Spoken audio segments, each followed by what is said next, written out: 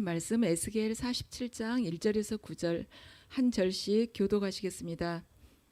그가 나를 데리고 다시 성전 문으로 갔는데 보니 성전 정면이 동쪽을 향하여 있었는데 문지방 밑에서 물이 솟아나와 동쪽으로 흐르다가 성전의 오른쪽에서 밑으로 흘러내려가서 제단의 남쪽으로 지나갔다.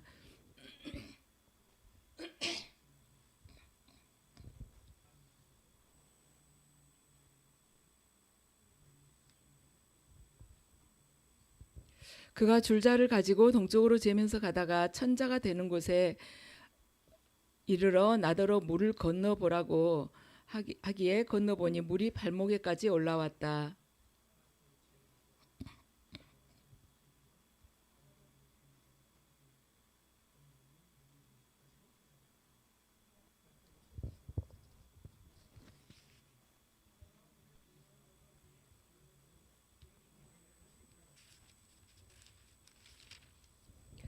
그가 또 재면서 가다가 천자가 되는 곳에 이르렀는데 거기에서는 물이 내가 건널 수 없는 강이 되었다.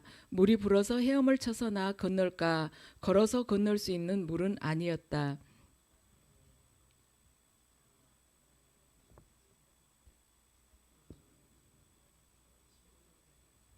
내가 돌아올 때에는 보니 이미 강의 양쪽 언덕에 많은 나무가 있었다.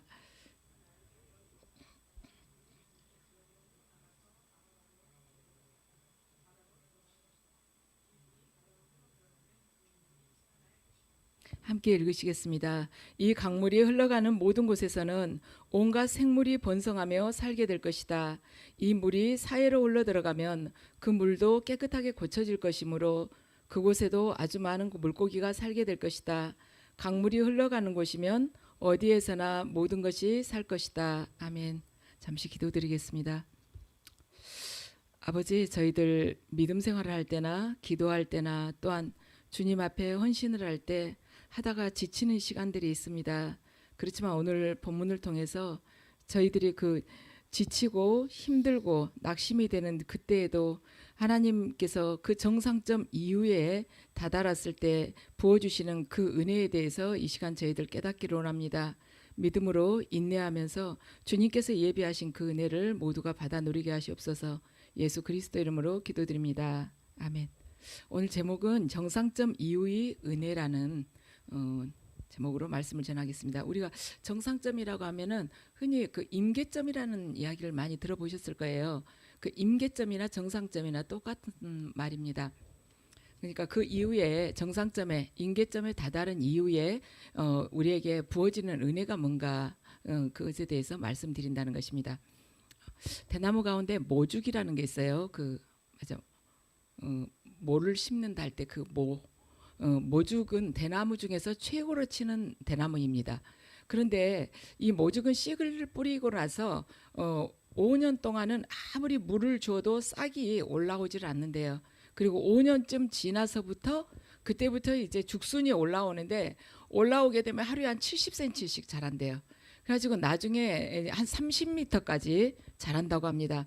그래서 도대체 5년 동안 이 죽순이 뭐 하느라고 조금 더 올라오지 않았을까 하고 학자들이 조사를 해보니까 대나무의 뿌리가 땅속 수십 미터까지 그 뿌리를 내리고 있었다는 거예요. 그 5년 동안은 그러니까 뿌리만 내리는 시간이었어요.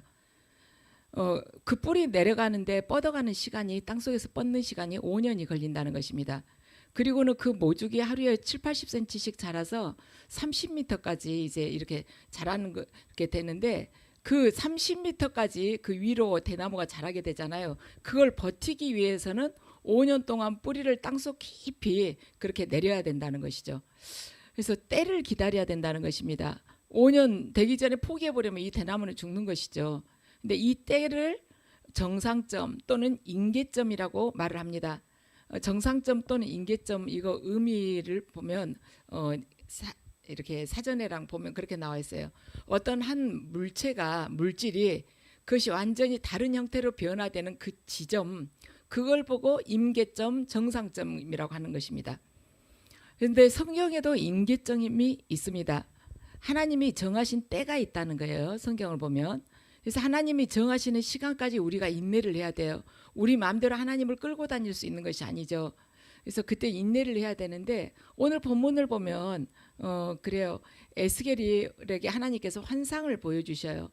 근데 하나님께서 이 보여주신 환상을 통해서 너희들이 믿음 생활을 해도 그 말하자면 정상점, 그 임계점을 반드시 넘어서야 된다는 것을 우리에게 깨닫게 해주십니다. 하박국 선지자는요, 이방인들이 이스라엘 백성들을 낚시로 코를 깨듯이 끌고 가는 것을 아주 그렇게 수치스럽게 해가지고 끌고 가는 것을 하박국 선지자는 봤어요. 그래가지고 너무 속이 상해가지고 기도를 했는데도 하나님께서 전혀 응답이 없으신 것입니다. 근데 하나님께서 왜 우리 기도를 들어주시지 않는가? 왜 우리 이스라엘 백성들 기도를 들어주시지 않는가? 하나님께서 우리를 버리셨나? 할 때 하나님께서 하박국 선지자에게 말씀을 해주십니다. 자, 하박국 2장 3절 말씀, 하박국 2장 3절 말씀 여러분들 열어보세요. 함께 읽으시겠습니다. 이 묵시는 정한 때가 되어야 이루어진다. 끝이 곧 온다는 것을 말하고 있다. 이것은 공연한 말이 아니니 비록 더디더라도 그때를 기다려라. 반드시 오고야 만다. 늦어지지 않을 것이다. 아멘. 더디다. 자, 이 끝이 곧 온다는 것을 말하고 있다. 비록 더디더라도 그때를 기다리라는 것입니다.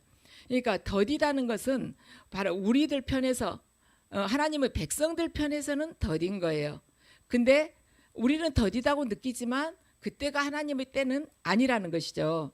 그러니까 기다려라. 반드시 이루어진다. 인내하라는 것입니다. 하나님이 시간이 될 때까지 기다리라는 것이에요.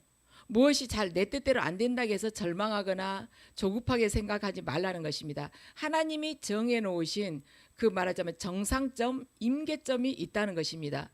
그래서 하나님께서는요, 우리 믿음도 재보시고 기도도 재보시고 우리 기도가 어느 정도나 되나 하고 재보시고 우리가 어느 정도 충성하나 그것도 하나님께서는 재보신다는 것입니다. 간혹은 또 달아보시기도 해요. 이때 이제 우리들이 부족함을 보이지 않아야겠죠. 그래야지 하나님께서 그 위에 은혜를 부어주시는 것이죠. 그래서 하나님께서 우리들을 달아보시거나 재보실 때 저나 여러분들이 그 믿음이나 기도나 충성이 절대 부족함이 보이지 않기를 축원합니다. 오늘 본문이 우리가 읽었던 말씀은요, 에스겔이 본 환상이거든요. 근데 이스라엘 백성들이 바벨론 포로지에 가서 있을 때 하나님께서 이 에스겔에게 환상을 보여주셨어요. 처음에 환상이 어떻게 되냐면 성전이 보이죠. 성전 문으로 갔는데 그가 나를 데리고 다시 성전 문으로 갔는데 성전 문지방 밑에서 물이 쏟아나왔다고 그래요. 그래서 문지방 밑에서 물이 이제 펑펑 쏟아 나온 거예요. 그래서 물이 흘러 들어가니까 어떻게 되냐면 죽어가던 생물들이 살아난 것입니다. 그리고 나뭇잎들이 무성해지고 열매가 많아지고 또 어디서 왔는지 고기들이 살고 있는 거예요. 그러니까 고기가 있으니까 또 어부들이 모여든 것입니다. 그래서 어디선가 말하자면 문지방에서 물이 펑펑 쏟아지니까 어디선가 물고기들이 여기서 모여들었고 어부들이 또 모여들었다는 거예요. 아주 풍성해졌다는 것이죠. 바로 생명의 역사가 일어났다는 것입니다. 근데 이 모든 것, 이 회복의 원천이 어디냐, 이 은혜의 원천이 어디냐면 지금 성전이라는 것입니다. 성전 문지방에서 물이 펑펑 쏟아졌다는 것이에요. 그래서 성전이 바로 생명의 근원이었다는 것이죠.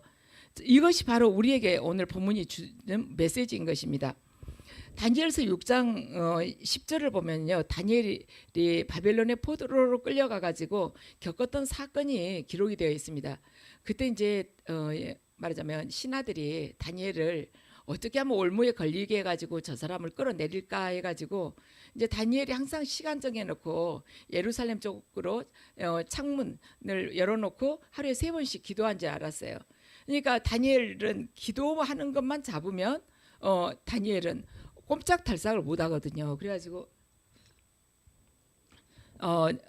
왕에게 이제 조서를 올립니다. 그래가지고 왕이 아닌 왕 이외의 만약 다른 신에게 절을 하거나 기도하는 것을 만약에 보게 되면 사자굴 속에 집어 던진다는 그러한 조서를 꾸며가지고 왕의 도장을 받아냅니다. 그래가지고 그런데 다니엘은 이걸 다 알고 있었어요.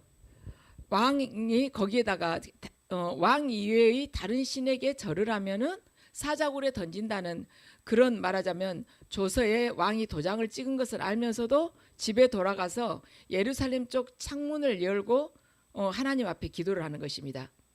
이것이 바로 유대인들의 삶이었습니다. 유대인들은 그 시대에 어느 곳에 살든지 자기 집의 문을 예루살렘 쪽으로, 말하자면 향해서 집 문을 딱 이렇게 만들어 놓은 거예요. 그래가지고 그쪽을 열고 기도를 했습니다. 그러니까 이건 뭐냐면은 모든 것이 성전 중심의 삶이었다는 것이죠. 유대 백성들에게 있어서는요. 왜 성전을 중요하게 여기는 것일까? 왜 그 예루살렘 성전을 그렇게 중요하게 여겼을까? 그것은 성전의 주인이 누군지 생각해 보면 알 수가 있는 것입니다.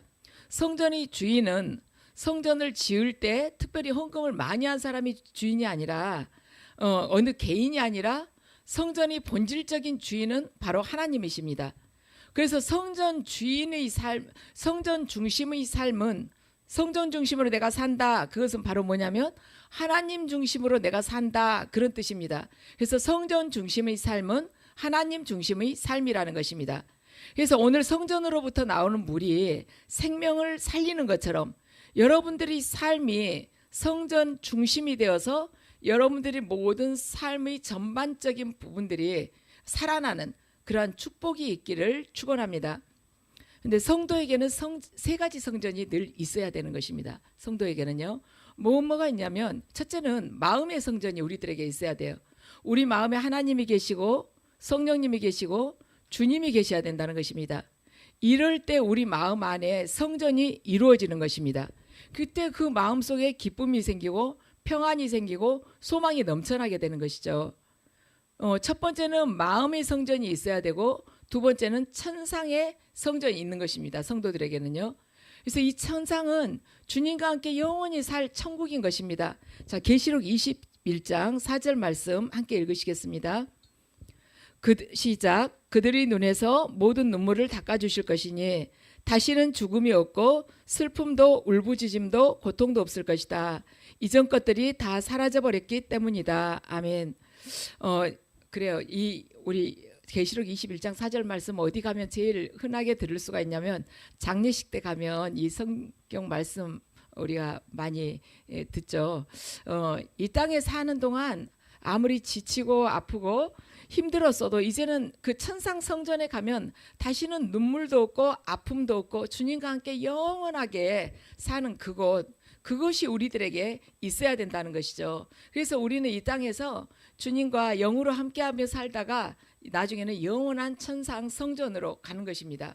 세 번째 성전은 뭐냐? 세 번째 성전은 이 눈에 보이는 유형의 예배당이에요. 교회는 주님의 몸입니다.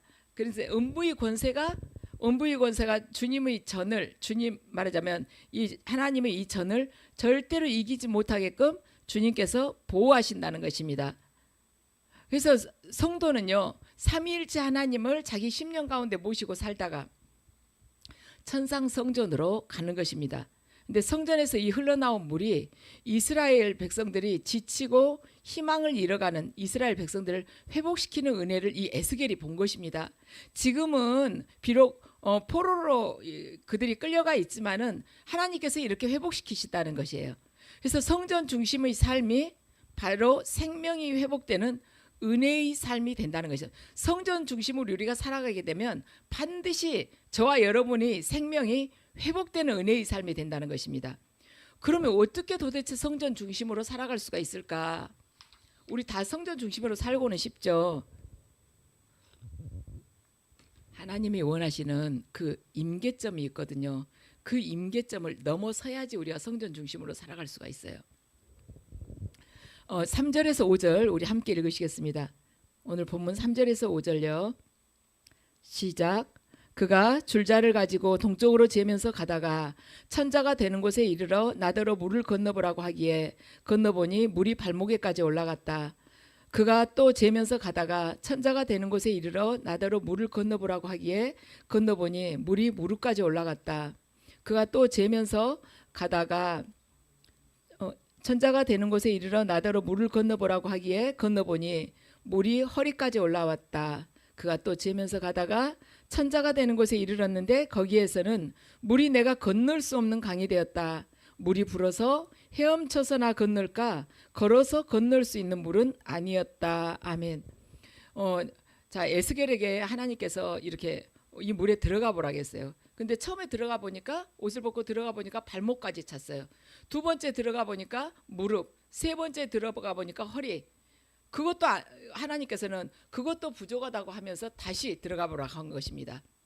무릎까지 다시 들어갔을 때 무릎까지 물이 찼어도 하나님께서 다시 들어가라고 한 거예요. 세 번째 다시 들어가라 그러니까 허리까지 찬 거예요. 네 번째 다시 들어가니까 그때는 물이 가득해가지고 걸어서는 건너갈 수가 없을 정도가 됐습니다. 헤엄쳐서 건너갈 물이었다는 것이죠. 이걸 보면 하나님께서 정하신 말하자면 그 임계점이 있다는 것을 우리가 알 수가 있어요. 그 딱 하나님께서 정하신 그 말하는 시점이 그 기점이 있구나. 거기 찰 때까지 하나님께서 계속 우리들에게 시도를 하게끔 하시는구나. 인내하고 계속 걸어가게끔 하시구나. 이걸 알 수가 있거든요. 그래서 그런 그 하나님이 지금 이 시간에도 저와 여러분이 신앙의 깊이를 재보고 있다는 것을 우리가 반드시 알아야 됩니다. 하나님은 우리의 신앙의 깊이를 달아보고 계시고 재보고 계세요. 자, 첫 번째로는요. 믿음도 하나님께서 원하시는 그 임계점이 있어요. 믿음도 하나님께서 아브라함에게 이삭을 바치라고 하셨습니다. 그러니까 아브라함이 그 말씀을 듣고 다음날 아침에 일찍 일어나 가지고 이삭을 데리고 떠나가죠. 그런데 3일 동안 모리아산을 향해서 걸어갑니다. 근데 하나님께서 3일 동안 아무 말씀도 없으셨어요. 그때 좀 하나님이 음성을 들려주시면서 위로를 해주시거나 걱정 마라. 이 아들 네가 나한테 바쳐도 내가 수많은 너희 후손들을 너에게 주마. 염려하지 말라. 내가 너와 함께 하겠다. 또한 이 아들도 함께 한단다. 이런 말씀을 주셨으면 얼마나 좋겠습니까? 근데 3일 동안 단 한마디도 말씀을 하시지 않았습니다. 딱 침묵하셨어요. 그러다가 아브라함이 진짜 이삭을 죽이려고 칼을 빼내어 가지고 치려는 순간에 하나님께서 말씀을 하십니다. 그것이 창세기 22장 12절 말씀입니다. 자, 함께 읽으시겠습니다. 시작. 천사가 말하였다. 그 아이에게 손을 대지 말아라. 그 아이에게 아무 일도 하지 말아라. 내가 너의 아들, 너희 외아들까지도 나에게 아끼지 아니하니 내가 하나님 두려워하는 줄을 내가 이제 알았다 하고 말씀을 하십니다. 아멘. 하나님께 아브라함이요 하나님을 믿습니다 하는 그 고백 가지고는 안 됐어요. 우리들도 하나님 믿는다고 그러고 주님을 신뢰합니다. 주님 사랑합니다. 이렇게 말을 하죠. 근데 하나님께서 그걸 가지고 다 믿음이라고 보지 않으신 것입니다. 아브라함의 그 믿음이 행동으로 옮겨지는 그리고 하나님께서 원하시는 그 기점까지 올라왔을 때 하나님께서는 이제 내가 알았다는 것입니다. 네가 하나님 두려워하는 줄을 내가 이제 알았다 이렇게 말씀을 하시는 것입니다. 이제 이것이 바로 임계점이라는 것이에요. 하나님께서 아브라함의 그 믿음과 순종을 이렇게 테스트해 본 임계점이 바로 이제라는 것입니다. 이제 지금까지 쭉 아브라함이 제단을 쌓고 하나님 앞에 예배드리고 감사하고 했지만은 그것만 가지고는 하나님께서 아브라함의 믿음과 순종을 다 볼 수가 없었어요. 그런데 이삭을 바치려고 했을 때 칼을 빼서 치려고 할 때 하나님께서 내가 이제 알았다는 것입니다. 그러니까 그 이제라는 말씀 그것이 이제 통과했다는 것이죠. 그래서 하나님께서 우리에게 신앙의 깊이를 재보는데 그 이제가 있다는 것이에요. 그래서 절대로 고난이 믿음 생활하면서 고난이 닥친다 할지라도 뒤로 물러서서는 안 되고 하나님께서 정하신 그 임계점을 넉넉하게 뛰어넘어가야 된다는 것이죠. 넉넉하게 그 위로 올라가야 된다는 것이 아주 안정권으로 사도 바울처럼. 그래서 믿음에도 임계점이 있는 것입니다. 그걸 반드시 저와 여러분이 통과하기를 주님의 이름으로 축원합니다. 자, 두 번째는 뭐냐면 기도에도 임계점이 있다는 거예요. 기도. 다니엘서 10장 12절에서 14절을 보면 다니엘이 말세의 비밀을 깨닫기 위해서 하나님 앞에서 금식을 합니다. 금식을 하는데 세 주간이 다 되었을 때 미가엘 천사가 하나님의 응답을 가지고 다니엘에게 와요. 그가 하는 말이 뭐라고 그러냐면 미가엘 천사가요. 다니엘아, 네가 기도하고 작정하던 그 첫날 하나님은 이미 응답하기로 결정하셨다는 것입니다. 지금 21일째거든요. 그런데 그 응답을 가지고 오는 동안에 사탄이 길을 막아가지고 지금 21일이 걸렸다는 것이에요. 응답은 다니엘이 기도할 때요. 응답은 첫날 받았습니다. 그런데 다니엘이 그 응답을 누릴 수 있는 시간은요. 21일이 돼가지고 누릴 거예요. 누리게 된 시간이 21일째 되던 날이었습니다. 이것이 뭐냐? 응답을 받는 것과 우리가 누리는 것은 다르다는 것입니다. 그래서 에서도요. 장자의 복을 받았어요. 복을 받는데 그러나 에서는 누리지를 못했습니다. 다니엘이 만약에 첫날 기도하고 한 3, 4일 하다가는 에이 모르겠다. 나 더 이상은 정말 아무 가망이 없는 것 같다. 이래가지고 그만뒀으면 어쩌겠습니까? 미가엘 천사가 돌아가 버리죠. 사단하고 계속 싸우겠어요? 다니엘이 기도를 포기했는데. 그래서 하나님께서 저와 여러분을 이 기도를 보시면서도 그게 임계점이 있다는 것이죠. 그 정상점이 있다는 거예요. 하고 그걸 확 뛰어넘을 정도로 첫날 응답을 하셨는데 21일까지 계속 기도하고 있는 거예요. 만약에 미가엘 천사가 21일이 됐는데도 안 내려왔다면 다니엘은 계속 하고 있었을 것입니다. 21일이 끝이 아니었어요. 계속 했었을 것입니다. 그래서 하나님께서 우리에게 어떠한 것에 대해서 응답을 하시지만 누리는 시간까지는 큰 말하자면 차이를 둘 수가 있다는 것입니다. 사람들은요, 기도를 하고 나서 응답이 빨리 되지 않으면 되게 답답해요. 왜 이렇게 오랫동안 기도해도 응답이 없지 한데 하나님께서 원하시는 그 정상점이 있다는 것을 우리가 알고 끝까지 기도는 밀어붙여야 된다는 것입니다. 그래서 이 정상점까지 기도가 이르게 될 때 그때 우리가 누리게 되는 것이에요. 그때 다니엘이 그 기도의 정상점은 어디냐면 21일이었습니다. 그러니까 누리게 되는 것이에요. 우리가 지금 기도는 계속 드리고 있지만 하나님 보시기에는 우리의 기도가 몇 프로나 지금 부족한지 모릅니다. 하나님이 정해놓으신 정상점이 있거든요. 근데 우리의 지금 현재 올리고 있는 기도가 그 정상점까지 올라가기에 몇 프로가 지금 부족한지 몰라요. 뭔가 부족하기 때문에 하나님께서 지금 말하자면 우리에게 누리도록 허락을 안 하신다는 것이죠. 하나님이 원하시는 분량이 분명히 있습니다. 저와 여러분이 기도할 때 하나님의 아무 음성이 들리지 않을 수 있어요. 도대체 내가 하나님께서 원하시는 곳에 어디까지 왔는지 모를 수도 있는 것입니다. 그럴 때 어떻게 돼야 되냐? 끝까지 기도하는 거예요. 끝까지. 하나님께서요 아무 음성도 들려주시지 않고 그냥 너무 막막한 거예요. 나 혼자 그냥 기도한 것 같다 할지라도 하나님은 우주 만물 속에 편재해 계신 분이시잖아요. 나한테 지금 아무 음성을 들려주시지 않을 때 이유가 있다. 다니엘도 그 21일 동안 하나님께서 침묵한 것처럼 느꼈지 않겠냐. 첫날 응답하셨는데도 21일째 돼가지고 그걸 누리게 됐을 때 하나님이 자기 기도 안 들으신 것처럼 느끼지 않았겠는가. 우리들도 그렇습니다. 지금 그 시간이 이미 하나님께서는 응답을 하셨는데 누리기까지 우리들이 인내하면서 기도해야 될 그런 시간일 것입니다. 하나님을 신뢰하면서 반드시 여러분 인내하면서 기도해서 누리기를 축복합니다. 자, 세 번째는 뭐냐면 이 정상점, 임계점이 있는데 무엇에 대한 임계점이 있냐면 충성도 하나님께서 원하시는 임계점이 있다는 것이에요. 마리아가요 예수님께서 이렇게 여러 사람들하고 식사하고 계실 때 향유옥합을 가지고 와서 깨뜨려 가지고 그걸 자기 머리털에 묻혀 가지고 예수님의 발을 이렇게 씻어드렸죠. 그때 주변에 있던 제자들이 뭐라 그랬냐면 저 비싼 것을 저렇게 한 번에 낭비를 하느냐.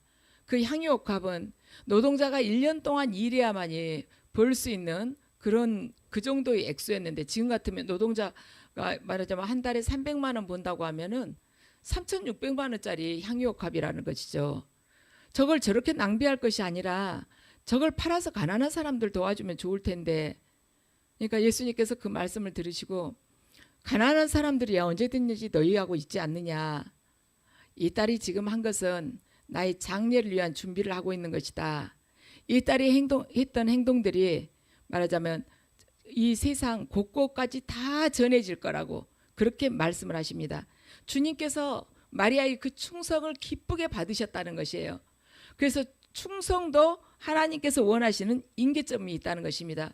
그래서 저와 여러분이 교회 안에 충성을 한다 할지라도 눈가림으로 하지 말자는 거예요. 겉으로만 살짝 이렇게 꾸며서 그냥 하는 척 하지 말자는 것입니다. 마음의 중심을 다 들여서 하자는 것이죠. 하나님께서는 우리가 드린 대로 그 몇 배를 해가지고 갚아주시는 것입니다. 우리가 하늘나라를 위해서 헌신을 하게 되면 반드시 그 헌신한 대로 하나님께서는 갚아주세요. 지금 내 눈으로는 모를 수 있지만 내 후손들에게까지 주시려고 다 계산을 하고 계시는 것입니다. 그러면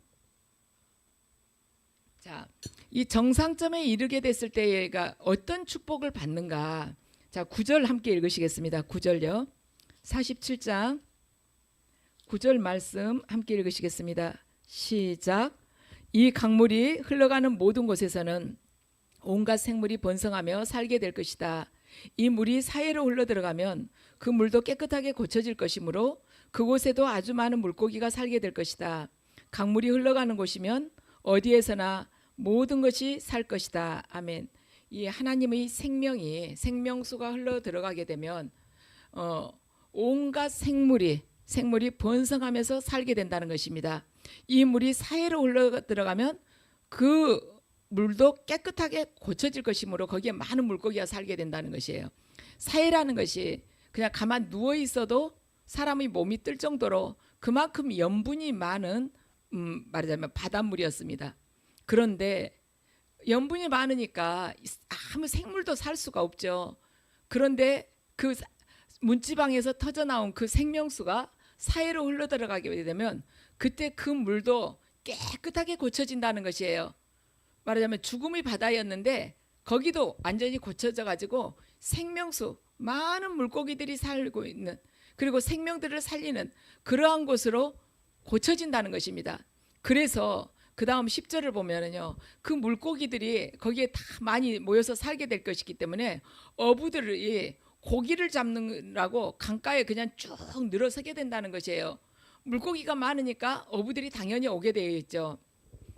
그래서 우리가 말하자면 정상점을 딱 뛰어넘게 되면 받게 되는 축복이 뭐냐면 바로 생명이 살아난다는 것입니다. 모든 생명이 살아난다는 것이에요. 저와 여러분이 믿음의 정상점을 뛰어넘고 기도의 정상점을 뛰어넘고 충성의 정상점을 뛰어넘게 될 때 모든 만물이 생명이 살아난다는 것이에요. 먼저 자기가 살아나게 돼요. 우리 본인이 먼저 살아나고 가까이 있는 가족이 살아나고 환경이 살아나는 것입니다. 그리고 우리가 몸담고 있는 사회가 살아나는 것이에요. 이 세상이 정말 타락했다 이렇게 이야기를 하지만 정말 지금 이 시대가 가장 악할 시대이다 이렇게 이야기를 하지만 그렇지 않습니다. 인간은 이미 오래전부터 타락했었어요. 악할 대로 악했었습니다. 소돔과 고모라를 보더라도 그래요. 그런데 어떨 때 변화되느냐? 우리가 믿는 자들이 의인이 될 때 변화가 된다는 것이죠. 소돔과 고모라가 멸망하는 데 있어서는 죄가 많아서 멸망한 것이 아닙니다. 지금 이 시대가 마지막 말하자면 말세가 되었다고 하잖아요. 심판받을 때가 왔다고 그러잖아요. 죄가 많아서 그러는 것이 아닙니다. 소돔과 고모라가 멸망한 것은 의인 10명이 없었기 때문에 멸망한 것입니다. 이 시대 또한 사회가 부패하고 타락하고 악이 만연할 대로 만연한 것, 모두가 자기를 사랑하고 돈을 좋아하고 우상을 섬기고 그런 시대가 된 것은 믿는다 하면서도 그리스도인이라는 사람들이 정말 빛과 소금의 역할을 하지 못하기 때문에 이 시대가 이렇게 부패하고 타락한 것입니다. 그래서 불신자들에게 우리가 악하다고 탓을 할 것이 아니라 하나님께서 소돔과 고모라 땅을 보시면서 말씀하셨듯이 아브라함에게 말씀하셨듯이 의인 10명만 거기에가 있으면은 내가 거기를 결코 심판하지 않으리라고 하셨는데 지금 이 땅에 우리들이 하나님 앞에서 의인이 되었을 때 이 세상 또한 말하자면 하나님의 그 무서운 심판을 받지 않고 그대로 피해갈 수가 있는 것입니다. 그래서 우리에게 책임이 지금 현재 큰 거예요. 자, 마른 곳에 사해예요. 말하자면 죽음의 그 바다에 이 생명수가 흘러 들어가니까 고기가 많아지고 막 어부들 불러오지도 않았어요. 근데 어부들이 막 제 발로 찾아온 것입니다. 저나 여러분이 성공을 하게 되잖아요. 그러면은요 사람들이 자꾸 찾아옵니다. 성공하면 찾아와요. 내가 돈이 많으면 사람들이 연락도 자주 와요. 그런데 우리가 실패를 해봐요. 이웃도 떠나가고 형제도 떠나가고 친구도 떠나갑니다. 연락도 잘 안 해요. 내가 실패하고 가난하고 힘들게 하고 있으면은 초라하게 하고 있으면 연락도 안 옵니다. 이것이 바로 세상의 실체예요. 우리가 자칫하면 부러워하고 따라가기 좋아하는 세상의 실체가 바로 이런 데입니다. 아주 냉혹해요. 조금 내가 자리 좀 괜찮은 자리에 앉아 있고 돈 좀 주무르고 영향력을 끼칠 수 있다. 그러면 그냥 너도 나도 다 아는 척 하는 것입니다. 자기하고 눈 한 번이라도 마주치고 싶어하고. 그렇지만 내가 실패하고 가진 것이 없고 멸시당할 그런 처지에 있다. 그러면 슬그머니 연락도 안 오고 그냥 바쁘다고 피해버리는 것이에요. 그것이 세상인데 우리가 실패했을 때도 병들었을 때도 우리 곁을 떠나지 않고 항상 우리와 함께하는 분이 계시다는 것입니다. 변함없이 우리와 함께 하시는 분, 바로 그분이 예수 그리스도이신 것입니다. 우리가 실패할 때, 가난할 때, 초라할 때, 좌천해가지고 있을 때, 이럴 때 세상은 다 떠나버리지만 예수 그리스도께서는 그럴 때일수록 우리 안에 더 깊이 들어오셔가지고 우리를 위로해 주시고 또한 우리와 함께 해주시는 것입니다. 그리스도인은요, 좋은 직장을 찾아다니는 것만이 절대로 능사는 아닙니다. 저와 여러분이 직장을 들어가게 되니까 그 안 되던 직장이 말하자면 일어나야 되는 것, 망할 것 같던 그 직장이 점점 더 잘 되는 것, 말하자면 수익을 많이 창출하게 되는 그런 직장이 돼야 된다는 것입니다. 그리스도인들은요, 축복의 땅을 찾아다니는 사람이 아닙니다. 이건 너무 우리가 실감을 할 거예요. 뭐 이사를 자주 다닌다고 해서 성공할 수 있는 거 아니에요. 뭐 일찍부터 유학 간다고 해서 성공하는 것이 아닙니다. 사는 거주지를 어떻게 복 받으려고 여기저기 옮겨서 축복받는 것이 아니에요. 사사기 15장을 보면요, 삼손이 나귀 특별을 가지고 블레셋 사람 1000명을 죽입니다. 그리고는 너무 목이 마른 거예요. 목이 말라가지고 막 하나님한테 막 부르짖었어요. 그러니까 하나님께서 우묵한 곳을 딱 보여주시면서 거기를 터지게 하십니다. 그러니까 거기 터지게 하시니까 거기서 막 물이 쏟아져 나온 거예요. 삼손이 그걸 다 마시고는 갈증을 해소를 했죠. 그러고는 삼손이 정신을 차린 거예요. 그 물을 다 마시고 나니까. 원래 이 자리에는 물이 없었어요. 근데 삼손이 하나님께 간절하게 부르짖으니까 하나님께서 거기를 터뜨려 주신 것입니다. 에낙고레라는 그런 이름을 나중에는 갖게 됐어요. 그러니까 이걸 보면 뭐냐면 축복은 절대 멀리 있는 것이 아니라는 거예요. 우리가 앉은 자리에서 우리가 제대로 말하자면 믿음의 정상점을 뛰어넘고 기도의 임계점을 말하자면 뛰어넘고 충성의 임계점을 우리가 뛰어넘는 자가 된다면 우리가 머무는 자리가 바로 축복의 자리인 것입니다. 내가 어느 직장에 들어가면 다 쓰러져가는 직장이 일어서게 되는 거예요. 그런 사람이 들어가게 되면. 요셉을 생각해 보세요. 창세기 요셉. 기근으로 해서 다 죽게 됐었는데 요셉이 애굽인들 뿐만이 아니라 그 외에 다른 지역 사람들까지도 다 살려내잖아요. 요셉이 하나님과 동행하기 때문에 하나님께서 그를 통해서 복을 내려주신 것입니다. 누구하고 손을 잡아가지고 되는 것이 아니에요. 하나님과 동행할 때 바로 우리가 성전된 삶을 살아갈 때 거기서 생명수가 터져 나온다는 것이죠. 우리 안에서 생명수가 터져 나온다는 것이에요. 하나님께서 내 안에 충만하게 임하실 때. 아브라함을 경우를 봐도요, 아브라함으로 인해서 수많은 사람들이 복을 받지 않습니까? 네가 복이 될 거라고 그랬어요. 그래서 우리가 그리스도인들은요, 복을 받으려고 쫓아가는 자가 아니라 우리가 그냥 복이 되어야 되는 존재인 거예요. 우리 자체가 복인 것입니다. 왜냐하면 이 안에 하나님이 계시기 때문에 복인 것이에요. 그래서 세상 사람들은 돈을 쫓아가고 아니면 권력 있는 사람을 쫓아가고 아니면 뭐 학벌 좋은 사람을 쫓아가고 명예 있는 사람을 쫓아갈 수 있지만은 우리는 그걸 쫓아가는 것이 아니라 내가 머무는 자리에서 회복시키는 그런 생명의 역사를 일으켜낼 수 있는 그러한 자라는 것입니다. 그래서 저와 여러분 모두가 하나님께서 정하신 그 임계점, 그걸 반드시 뛰어넘으시기를 축원합니다. 기도도 하다가 아무 응답 없는 것 같아서 그만둘 것이 아니라 아무 응답 없는 것 같이 고요 잠잠할 때도 내 기도는 이미 첫날 응답을 받았는데 내가 누리기까지 이만큼 시간이 또 훨씬 필요하구나. 아이고, 넘치도록 기도를 하는 거예요. 넘치도록. 하나님이 정해진 그 기준보다도 훨씬 넘치도록 해버리는 것입니다. 충성도요, 마리아처럼 그냥 넘치도록 해버리는, 남이 봤을 때도 저렇게까지 할 수가 있냐, 저건 좀 너무하지 않냐 할 정도로 그냥 하나님 앞에 충성을 하는 거예요. 믿음도요, 어떻게 아브라함이 아들까지 죽여서 바치리라고 생각을 했겠습니까? 그 늙음하게 얻은 아들을. 그런데 아브라함이 칼로 쳐서 죽이려고 하니까 하나님께서 그냥 놀래가지고 미리 다 준비해가지고 말하자면 아브라함에게 또한 복을 주시잖아요. 믿음과 순종도 하나님께서 정하신 그 기준을, 그 임계점을 뛰어넘자는 것입니다. 그럴 때 나타나는 은혜가 뭐냐? 생명이 살아난다는 거예요. 내가 먼저 살아난다는 것입니다. 내가 먼저 살아나고 내 가족들이 살아나고 그다음에 내 이웃들이 살아나는 그런 존재가 된다는 것입니다. 그래서 저와 여러분 모두가 하나님께서 정해놓으신 믿음의 임계점, 기도의 임계점, 충성의 임계점을 뛰어넘어서 우리가 머무는 곳이 바로 축복의 자리, 축복의 땅, 축복의 직장, 축복의 말하자면 여러 공동체, 축복의 교회, 그런 곳이 되시기를 주님의 이름으로 축원합니다.